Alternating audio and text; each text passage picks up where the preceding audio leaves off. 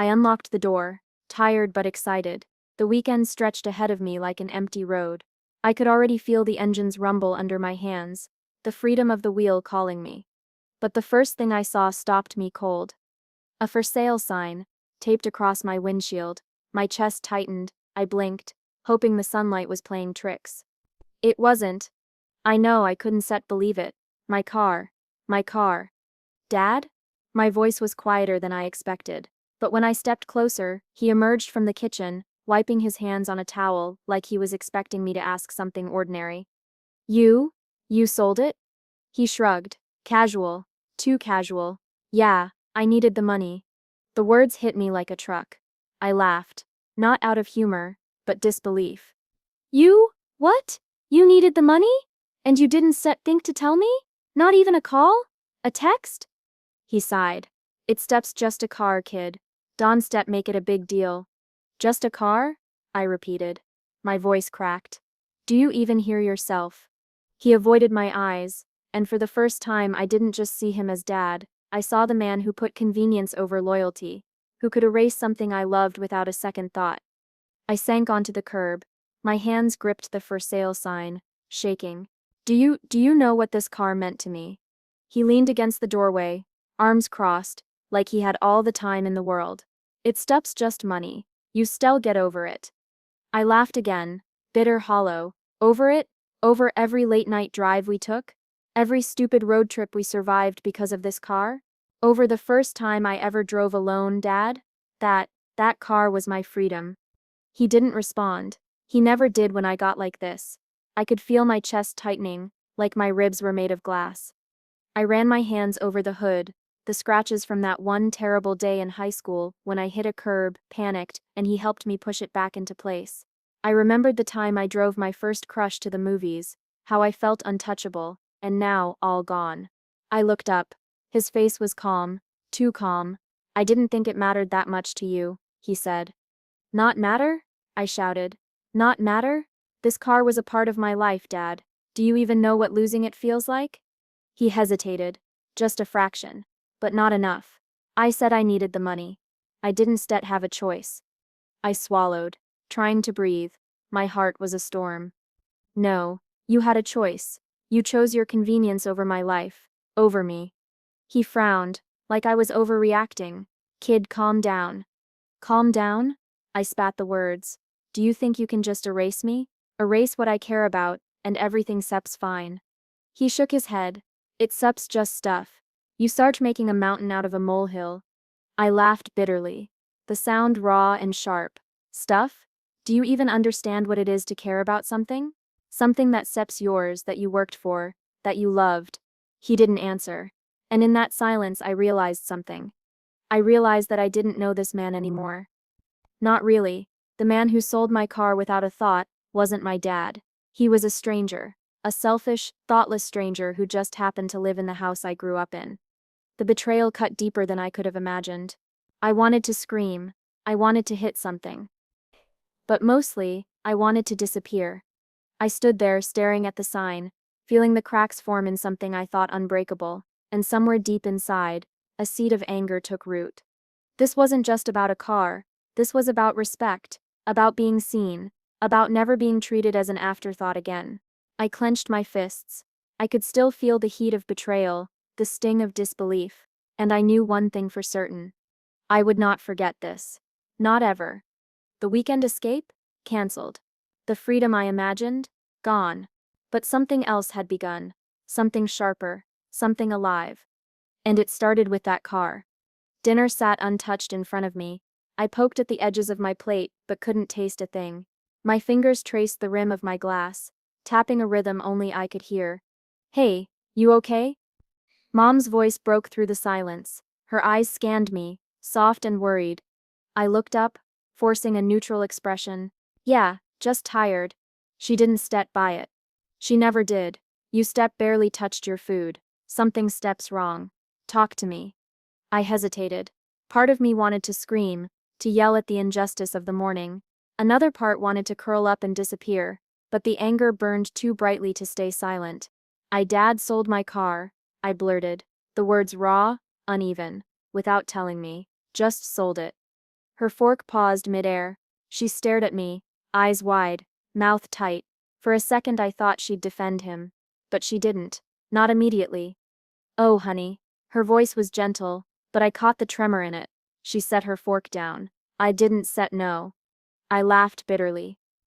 "Of course you didn't Stet. No one does. He just acts. And the rest of us, we deal with it." She flinched. "It's Stut's not that simple." "Not simple?" I snapped, louder than I meant to. "It's Sep's my car, Mom. He had no right." Mom sighed, running a hand through her hair. I know he hurt you. But," she hesitated. That "but" cut through me sharper than her silence ever could. "But what?" I demanded. "But it Sep's nothing?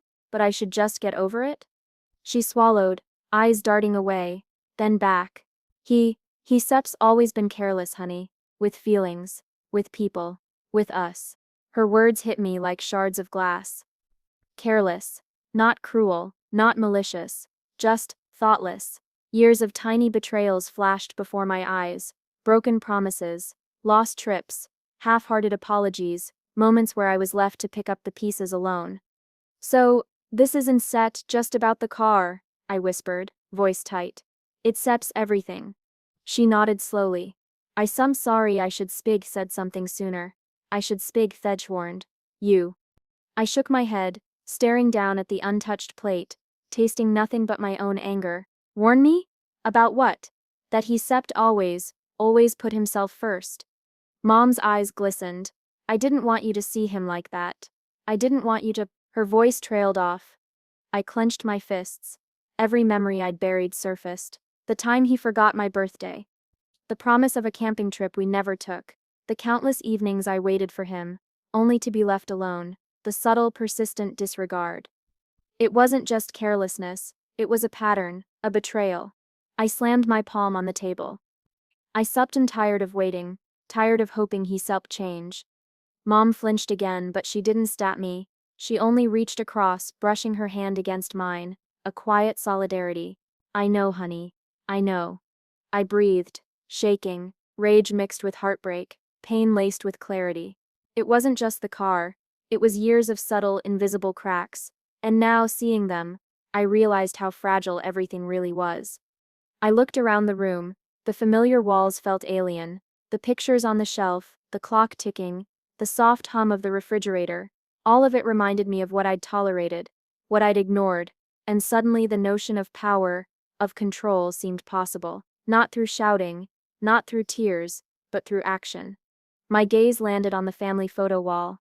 There we were, smiling, frozen in time, but behind the smiles I saw the truth: neglect, disregard, silent betrayals. The wall was a witness to it all.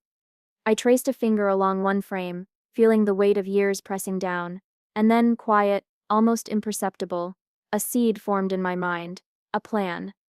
Not impulsive, not petty, calculated. The anger simmered, steady and deliberate now. The heartbreak lingered, but beneath it, a new power thrummed. I could feel it, a shift in me, subtle but unstoppable. I would not be forgotten. I would not be dismissed. And one day, they would see. For now, I let the silence settle. Mom didn't push. She understood. Somehow she always did. And I stared at the photo wall a little longer, letting the fury grow quietly, dangerously, beautifully. This wasn't just a loss. It was the beginning. I can sleep. Not really. Every time I close my eyes, I see it, the for sale sign, taped to my windshield. The way Dad shrugged, like it was nothing, like I was nothing. I whisper to the darkness, "You think you can do this to me? To us? You think I still just let it go?" No answer, just my own heartbeat thudding in my ears. I get up, move through the quiet house, careful not to wake Mom. The kitchen clock ticks like a judge counting down my patience. I pull out my laptop, my notebook. Tonight isn't about sleep, it's about understanding, about remembering, about planning. I start small, his routines, the way he keeps cash in the top drawer, the accounts he never mentions, the little habits that make him predictable. I jot it down. Each habit a thread, each thread a path. I remember the trophy shelf in the study, the faded photos of road trips, fishing trips, camping trips, memories he treasures, memories he thinks are untouchable. I write them all down. Every keepsake, every collectible, every photograph he can't bear to part with. I catalog them like a strategist, mapping the battlefield. You're going to regret this, I mutter under my breath. And it's not just anger. It's calculation. I replay the morning, every detail. The way his lips moved, the shrug, the casual tone. I needed the money. That one sentence. That casual murder of trust. I imagine it differently now. Not just as a wrong against me, but as a window. A weakness. If he can sell my car without hesitation, I can dismantle his comforts, his pride, his nostalgia, slowly, methodically, until he feels the same emptiness I felt that morning. Not for the thrill of cruelty, no, but for justice. Poetic justice. I take a deep breath. The plan begins in my head. A flicker at first, then a blaze. Every memory he cherishes becomes a potential target. The golf clubs he brags about, the old vinyls he keeps in the attic, the letters from his father he reads every year on his birthday. I catalog them all, one by one. I write notes in the margins. Vulnerable, arrogant, blind to consequence. You don't see it, do you? I whisper to the darkness. You think it sets just stuff, but you set wrong. I see everything now. I see you. I study his finances next. Hidden accounts, recurring withdrawals, habits that betray patterns. Predictable. Always predictable. The more I analyze, the clearer it becomes. He's cocky. He assumes consequences won't touch him. He thinks he's untouchable. He's wrong. I take a sip of cold coffee. It doesn't wake me. It sharpens me. Every flicker of memory, every betrayal he's left behind, fuels me. Each one adds weight to my resolve. I imagine the moments I'll reclaim for myself. The trophies, the keepsakes, the pride he's so blind about, each one turned into a lesson. Each one a reminder that actions have consequences. I smile at the notebook in front of me. My psychological battlefield is taking shape. Notes, patterns, weaknesses. Every line a weapon, every observation a tool. I close my eyes for a moment, and I see him not as dad, but as the man who underestimated me, the man who thought I'd stay powerless. Not anymore. The anger pulses through me, steady and deliberate, not reckless, not chaotic, strategic. I whisper again, you wanted control? You wanted to act like nothing mattered. Fine, let's see how it feels to lose something you love. The house is still. Mom sleeps, Dad sleeps, but I am awake, alert, focused, planning. And for the first time, I feel a thrill, not of cruelty but of clarity. A seed planted, a storm gathering, a reckoning forming. Tomorrow I will begin the next step. Tonight I prepare. Tonight I catalog. Tonight I sharpen my mind. The revenge won't be instant. It will be precise, calculated, beautiful in its inevitability. I close the notebook. The pages are full. The plan is alive. And I know, he will never see it coming. I waited, quietly, patiently. The house hummed around me, unaware. Dad thought he still had control. That illusion was about to crack. I moved first thing in the morning, when the light was soft, and Mom was still asleep. The study door creaked softly as I opened it. His trophies gleamed in the morning sun. The photos lined up like sentinels. Everything precise. Everything predictable.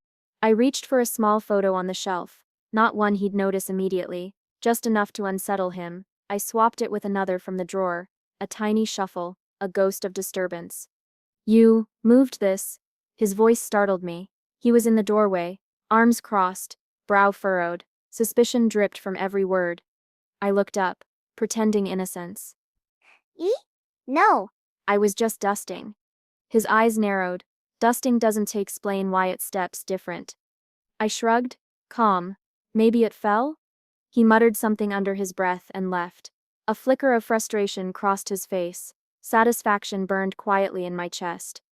This was only the beginning. Over the next few days, I worked carefully.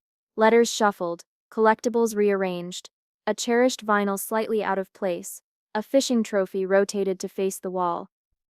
Nothing obvious, nothing permanent, just enough to make him question his surroundings, make him notice the cracks in his ordered world. He never confronted me directly. Not yet, but I could see it in his eyes, those small fleeting glances at the shelf, the way his hands lingered on the photos, the hesitation before he picked up a letter. One evening, I leaned casually against the doorframe. He was fussing with a framed certificate, tilting it slightly, adjusting it again. Did you move this? His voice was tight, controlled, but the tension leaked through. Me? I don't know, I said, tilting my head. It looks fine to me. I held his gaze, hiding the smirk threatening to creep across my lips. He huffed, annoyed. I swear, things aren't set right. I nodded slowly, as if agreeing, letting him stew in the uncertainty. The thrill was sharp, intoxicating. Each flicker of his frustration felt like wind feeding a fire I had long kept hidden. Yet beneath the satisfaction, a whisper of guilt gnawed at me. I watched him, imagining the confusion and irritation mounting behind his eyes. Was I crossing a line? Was this cruel? No, not cruel. Justice. Poetic, quiet justice. That night, I sat in the study after he went to bed, tracing the arrangements I had altered, each item catalogued in my mind like chess pieces. I touched a photo gently, the smile frozen in time, the innocence captured. Soon he'd understand what it felt like to lose control, to feel the subtle erosion of something he held dear. I thought about the car, the casual shrug, the way he erased my life without hesitation. This quiet dismantling was a response, a mirror held up to his carelessness. I imagined his morning, the suspicion building, the frustration of not finding a culprit, the subtle tension between what he knew and what he couldn't prove. I whispered to the darkness. This is just the beginning, just a taste. Every small strike felt like a pulse of power coursing through me, and yet the moral tug persisted, whispering that lines were being crossed. I clenched my jaw. Maybe lines were meant to be crossed when they've been ignored for years. Days passed. His annoyance grew. He'd mention things in passing almost casually. I thought I left this here or that letter. It was different yesterday. I'd nod, feigning concern, curiosity, every response measured, every word carefully innocent. And I watched, I learned. I adapted. Each reaction fueled the next move, each misplacement, each shuffle, a step deeper into the psychological territory I now claimed. One afternoon, I caught him staring at the wall of family photos, hands on his hips, muttering under his breath. I wanted to laugh, quietly. Inside I did, but outside, I remained still. Neutral, innocent. The power was intoxicating. Watching him question, second guess, feel the disturbance I caused. It felt like sunlight breaking through a long winter. And still, I reminded myself. This wasn't about cruelty, it was justice. It was the first strike, and like any strike, it demanded precision. Thought, patience. I stepped back. The house was silent. My notebook lay open on the desk, filled with plans, observations, ideas. The battlefield was ready. I just had to move carefully, like a shadow. And I would. Tomorrow the next move would come, and he would feel it. Not immediately, not like a punch, but like a slow wind eroding his carefully built comfort. I closed the notebook. My heart raced, quietly, steadily, the thrill of control, the satisfaction of justice, the dark taste of anticipation. It was intoxicating. And I knew this, he would never see it coming. I never expected the attic to hold the answers. Dust hung in the air, settling like forgotten memories. I tugged open the old chest, its hinges groaning as if warning me to stop. But I couldn't. Not now. Inside, letters yellowed with age. Photographs curled at the edges. Receipts for loans I never knew existed. Evidence of friendships severed, promises broken. My dad's past sprawled out like a confession he never dared speak. I flipped through a stack of letters and froze. One was addressed to Mom, my mother. I read it silently. My chest tightened, betrayal pure and sharp. From years ago, the words cut through the decades, painting a man I thought I knew in a new, ugly light. I whispered, voice shaking. Mom, did you know about this? She entered quietly, eyes narrowing when she saw the chest open. What are you looking at?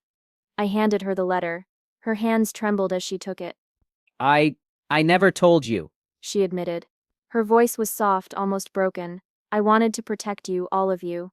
But yes, he hurt me, a long time ago, and he never apologized properly. I swallowed, feeling both anger and validation.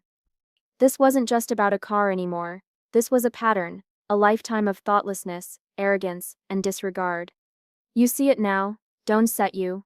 I asked, voice low. It sups not just me. It sups the way he operates. Always selfish. Always blind to consequences. Mom nodded, silent tears streaking her face. I wanted to shield you. I thought you sept understand him differently. I shook my head, determination sharpening. No, I understand him now. And I'm not just going to sit back anymore. At that moment, my sister appeared behind me. What's going on? She asked, eyes wide as I spread the photographs and letters across the floor. I gestured for her to come closer. Look. She crouched beside me, tracing a finger over a receipt. I can believe he kept all this from us. Her voice broke slightly. Mom, why didn't you say anything? Mom hesitated, caught between defending him and supporting us. I wanted to, but it's complicated. I leaned back on my heels, letting the rage and clarity mingle. Complicated? Mom, this isn't complicated. This is deceit. Years of it. He's been careless with all our lives. My sister looked at me, eyes burning with sympathy and shock.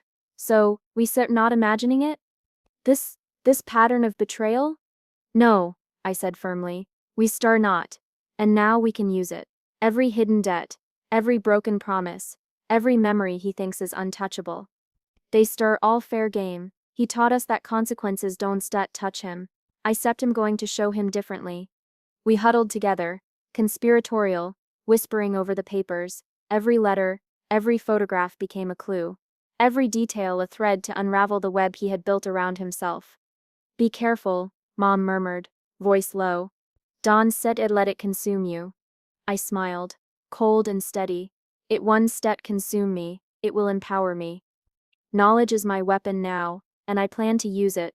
My sister leaned closer. What's the first step? I traced a line along one old photograph, the one of Dad at a party where a friendship ended badly. We watch, we wait, we plan, and then, I paused, letting the weight of the words settle. Then we strike. Mom's eyes glistened, a mixture of fear and pride. You strong, be careful, but you strong. I looked around at the chest, the letters, the photographs, a quiet thrill coursed through me.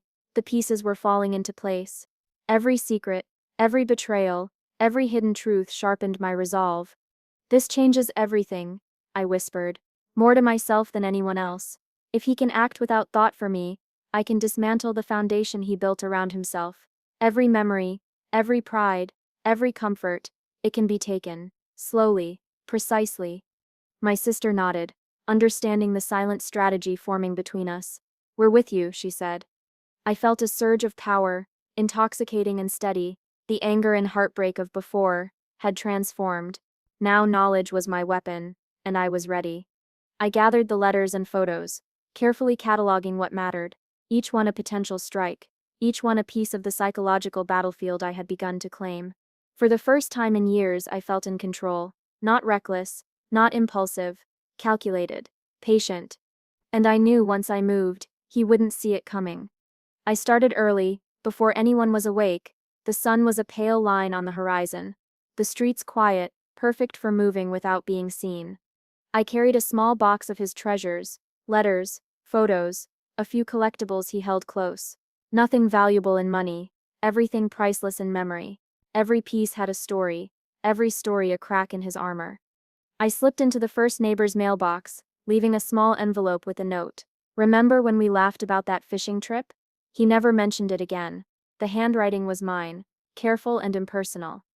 The message, subtle, cutting. I moved from house to house, friend to friend, a photograph left on a doorstep, a letter slipped under a gate, a collectible mailed anonymously, each one a whisper of the past he had neglected, of bonds he had broken, of pride he had discarded without thought. By the time I returned home, the sun was higher. I hid in the shadows watching. He came out of the house, eyes scanning the street, disbelief written across his face. Who would do this? His voice was low, tight, laced with frustration. I stepped from the edge of the yard, careful to keep my expression neutral. I don't know, I said lightly, tilting my head. Maybe someone wants you to remember.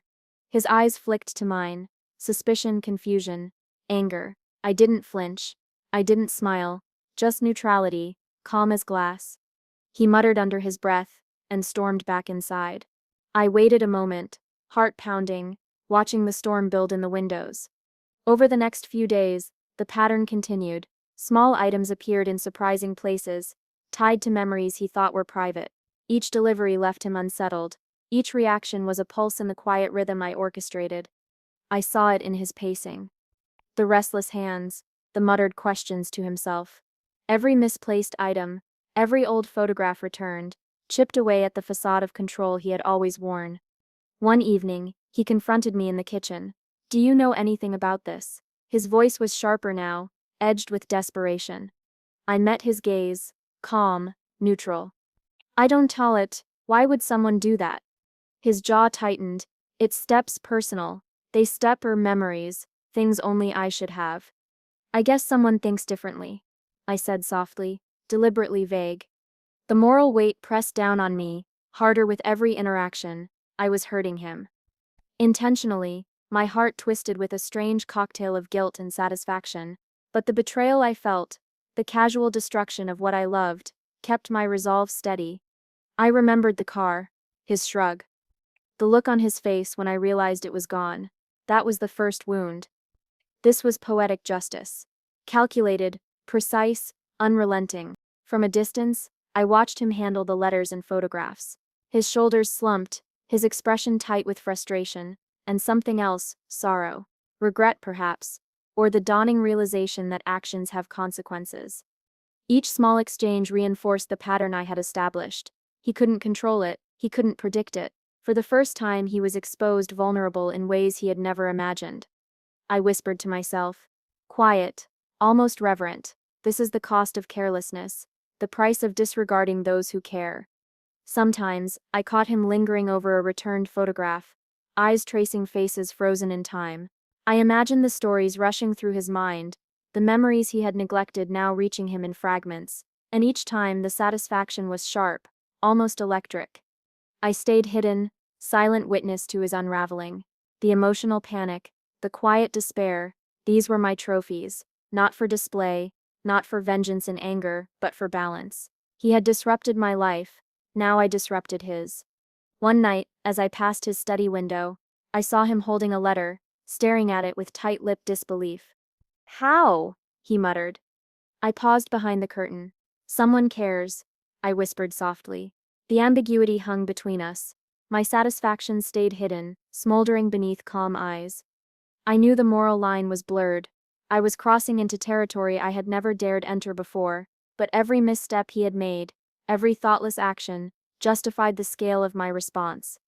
By the end of the week, he was cautious, suspicious of everyone. Friends, neighbors, family. He couldn't trust the world around him, and I, standing silently in the shadows, felt the intoxicating pulse of control. Justice had a quiet rhythm, precise and calculated. The first strikes had been subtle, but the consequences were real. I whispered one last time that night, voice barely audible, "You wanted to act without thought. Now feel the ripple of every careless choice. Slowly, surely, perfectly." And for the first time, I understood the power of knowledge, patience, and precision. I had become the architect of consequences, and he had no idea who was watching. He finally came to me, not with anger this time, not with his usual shrug or casual dismissal. This time his voice trembled, cracking under the weight of realization. What have you done?" His eyes darted to the scattered letters, the returned photos, the carefully catalogued memories laid out like evidence. Why? Why would someone do this? I met his gaze, steady, calm. Nothing flinched, nothing betrayed the storm beneath. "You don't understand," he said, voice rising, then faltering. "I didn't mean." I cut him off softly, deliberately. "I understand perfectly," I said. "I just made you feel it." His hands shook as he clutched a photograph. You can set. You don't understand what this is, what it means to me." "I understand exactly," I replied, voice low but sharp. "I remember the car, your shrug, your words. I needed the money. That was the first time you made me powerless. The first time you decided my life didn't matter. All those promises, those memories you treated like they were yours alone. I remember every one." He staggered back, breath heavy, guilt breaking through his usual arrogance. I didn't no." I leaned forward, eyes unflinching. You didn't stet care, that stet's the difference. You acted without thought for anyone but yourself, so I returned the favor. Slowly, quietly, precisely. To show you what it feels like to lose what you hold dear, to realize your actions have consequences. He closed his eyes for a moment, shame radiating off him in waves. I never thought. I shook my head, pain and power coiling together inside me. You never think, do you? You live in your own world, assuming nothing touches you. I made sure it does. Every forgotten friendship, every broken promise, every careless choice, they's come home to roost. A silence fell between us, heavy, tense, intimate. My sister hovered in the doorway, eyes wide but supportive, silently validating every word. He looked at me then, truly looked. You start not just angry. This is, his voice faltered, choked. This is calculated. I nodded. Yes, calculated, because I remembered everything, because I felt powerless for years, because you taught me the cost of thoughtlessness. I stemmed giving it back, all of it. Tears pricked his eyes, uncharacteristic, almost humiliating. I never. You never thought, I said softly, each word deliberate, piercing, and now you know. He sank into the chair, shoulders slumped, the air between us shifted, charged and quiet. For the first time he was small, vulnerable, exposed. You're not a child anymore, he said, voice trembling. I underestimated you. No, I corrected. Calm but unwavering. You overestimated yourself. That seps the difference. The room felt smaller, the past heavy and oppressive, pressed against us. Every betrayal, every slight, every careless decision had led to this moment. And now, the power had shifted. He swallowed hard, voice low, admitting without words the weight of every careless act he had ever committed. And I, standing steady, felt a quiet, intoxicating sense of justice. Not cruel, not reckless. Precise. You've changed, he said finally, almost a whisper. I let the words hang in the air. I had to, I said. You taught me the cost of inaction. I said I'm done being powerless. He looked down, finally quiet. I felt it, the shift. He was seeing himself through my eyes now. The helplessness I had felt, the heartbreak, the betrayal, and he couldn't shrug it off. My sister stepped forward, placing a hand on my shoulder. Silent solidarity. Strength. I met my father's eyes one last time that evening. No apology, no excuses. Just understanding, quiet, devastating understanding. The balance had shifted. The child who had been powerless was gone. The man who had assumed control was facing the full weight of his choices. And I finally felt the first steady pulse of justice. The house buzzed with chatter. The smell of roast and candles heavy in the air. Everyone was here, extended family, neighbors, people I hadn't seen in years. Perfect. I waited until dessert. Quietly, strategically, the laughter and clinking glasses faded as I cleared my throat. Can I have everyone's attention? I said, voice steady. All eyes turned to me, my dad's included, sharp and suspicious. What is this about? He asked, trying to mask tension with a casual tone. I looked at him, neutral, calm, letting him squirm under the scrutiny. It steps about honesty, I said softly, almost conversational, about the stories we tell ourselves and the ones we hide from each other. Murmurs rippled through the room. My mom and sister exchanged glances, supportive, tense. I picked up the first letter, the one that revealed his hidden debts to friends. Remember this, Uncle Ray? I asked, holding it up. The loan he never paid back, or how he claimed credit for ideas that weren't set his. Shock. Eyes widened. A cough, some shifting in seats. Dad's face hardened.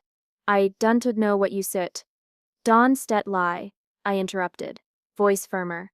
You spent a lifetime acting as if your actions have no consequences. You thought we all forget, but we remember.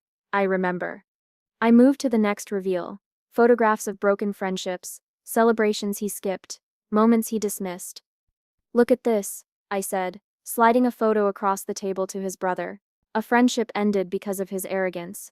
A promise broken, again and again. Some relatives gasped. Others leaned in, disbelief on their faces. This is private, he muttered, voice cracking. I understand perfectly, I said. I understand what it feels like to be ignored, disregarded, betrayed. I understand how it feels when someone you trust casually sells what matters to you, so I made sure you understood it too. He took a step back, panic flashing across his features, pride cracking, control slipping. I could see it, every muscle tense, every line in his face betraying the collapse I had orchestrated. You think this is fair? He asked, voice low, almost pleading. That's not about fair, I said. That's about consequences, something you never cared about until now, something you can just shrug off. I went through the letters from neighbors, the photos from old celebrations he had ruined, the receipts of debts ignored. Each revelation was precise, deliberate, each one chipped away at the persona he had spent decades building. Aunt Claire's hand flew to her mouth. I can't believe this, she whispered. My cousin leaned forward. He really did all this. Yes, I said calmly. All of it, and I didn't even begin to show the rest. Dad Sip's hands shook as he gripped the chair. I never meant. You never think, I said, eyes locked on his. That's the difference. I've lived with the aftermath of your choices, and now you reliving it too. The room was silent. The weight of revelation pressed down like a tangible thing. My relatives exchanged looks, some supportive, some stunned. I watched my father's pride crumble, layer by layer. The control he had wielded for years, over us over appearances, was gone, publicly, irrevocably. And yet a hollow ache ran through me, satisfaction mingled with sorrow. This wasn't just a victory, it was proof of a relationship broken beyond repair. He looked at me, finally defeated, voice barely audible. Why? Why did you do all this? I took a deep breath, steady, measured, because you taught me what it feels like to be powerless. You taught me what it feels like to be invisible. I didn't want revenge for its own sake. I wanted understanding, for you to feel, for once, the weight of what you've done. His eyes filled with something like regret, something like realization, but it was too late. The truth was out. The balance had shifted. I stepped back, letting the murmurs of the family fill the room. My sister stood beside me, hand on my shoulder, solidarity, strength, validation. I let my gaze linger on my father a moment longer.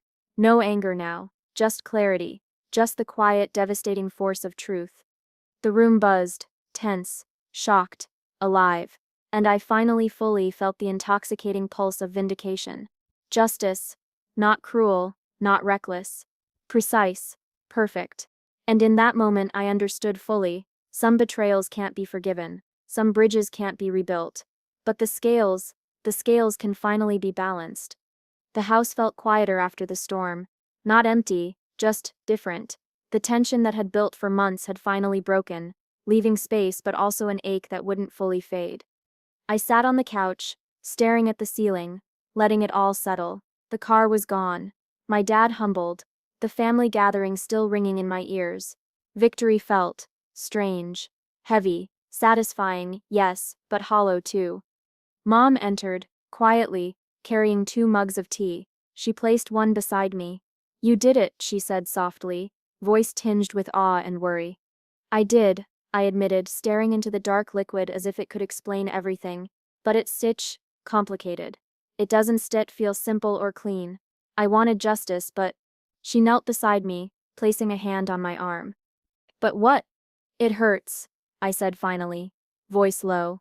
Seeing him like that, hearing my words, watching him finally feel the weight, it should feel triumphant, but it feels like ashes. We rebuilt nothing. Nothing heals, just balance. Mom sighed, softly, like been holding it in for years. Sometimes that's enough. Balance isn't always about fixing what's broken. Sometimes it's about reclaiming yourself. That's what you did. I looked at her, searching for comfort, for absolution. Do you think I went too far? She shook her head, firmly, kindly. No, you acted with thought, with strategy, not out of blind anger. You made him understand consequences. That's not cruelty. It's clarity. My sister came up beside me, sliding her hand into mine. I'm proud of you, she whispered. I saw everything. The way you planned it, the way you stayed steady, you didn't just react. You controlled it. You owned it. I let their words sink in. My chest tightened, relief and lingering sorrow fighting for space. That's strange, I murmured. I wanted revenge, but what I got, what I feel now, it's more than that. It's liberation. I'd steps free from the weight of his choices, free from feeling powerless. Mom nodded, eyes glistening. That's growth. That's the lesson. You're no longer defined by what was taken from you. You're defined by what you did with it. I closed my eyes, letting the quiet settle over me. The months of planning, the nights of tension, the careful strikes, they had all led here, and though the scars remained, I could feel a pulse of strength beneath them, steady and sure. I keep thinking about the car, I admitted, voice low, almost a whisper. It wasn't just metal and tires, it was freedom, memories, a piece of my life. Losing it, it broke something in me. But taking this moment, reclaiming control, it's like I've rebuilt that freedom, just in a different way. My sister squeezed my hand. Exactly. You didn't just get justice. You got perspective. And you survived it. Stronger, smarter, awake. I opened my eyes, looking at both of them. It's not just about him anymore, I said softly. It's about me, about what willing to fight for, and how I define myself in the aftermath. The revenge, it was a mirror. It showed me who I could be when I refused to stay small. Mom brushed my hair back from my forehead. And who are you now? I paused. Someone who no longer afraid of taking action when it matters. Someone who knows the weight of consequences and respects it. Someone who can rise from the ashes. A long silence fell between us. Not uncomfortable, but full of understanding, shared sorrow, and subtle triumph. I wonder if he'll ever understand, I said finally, voice low, reflective. Really understand, not just the humiliation but the years he missed, the things he broke. I don't think he will, and maybe that's the hardest part. My sister shook her head. Doesn't matter. You understand that's what counts. You reclaimed the narrative, you reclaimed yourself. I let their words settle. The scars remained, the losses remained, the car, the trust, the past. I couldn't undo them, but the power, the clarity, the sense of self, that was mine. Fully. I stood, moving to the window looking out at the street below. Quiet, normal, yet charged with a new energy. A life reclaimed. Done being defined by what was taken, I whispered. Defined by what I do with it. Every memory, every choice, every scar, they mine now. Mom and my sister stood behind me, silent, steady, supportive, watching, witnessing the transformation that had taken months of pain, strategy, and courage. I took a deep breath. The future was uncertain, yes, but for the first time, it was mine, unshaken, unclaimed by his recklessness. And I knew, as I looked at the horizon, that rising from the ashes wasn't just a phrase, it was a state of being. I had been broken, betrayed, powerless. Now I was whole.